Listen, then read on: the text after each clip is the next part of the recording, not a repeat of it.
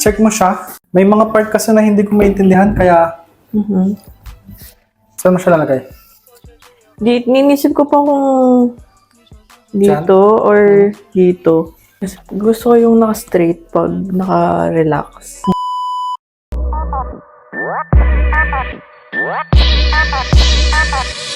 Crazy.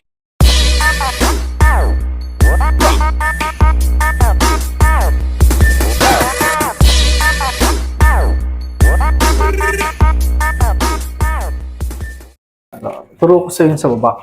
Ito yung firma mo. Ito yung buong pangalan, Legibile Indirizzo. Alam mo na yung mga yan. Dito, Città Milano na lang din dito. Okay. Ito, Codice Fiscale. Okay.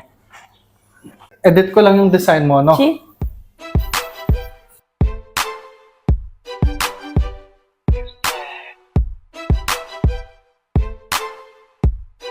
Check mo siya. May mga part kasi na hindi ko maintindihan, kaya yung mga part na tipong parang biglang pumayat yung katawan niya. Oo nga. Napansin ko nga po yun. Tapos, may mga part na hindi ko rin gets. Tinanggal ko. Sinagdagan ko ng mga ulap dun sa part na yun. Tapos yung stop lalagay natin. Hindi ko alam kung... Feeling ko kailangan sila. Si...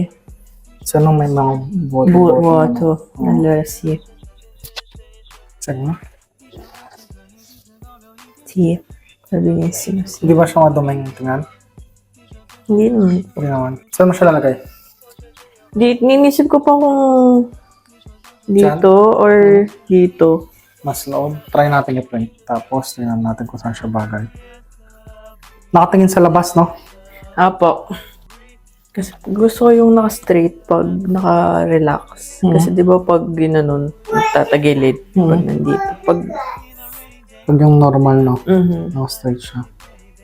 Check mo siya. Okay lang siya. si.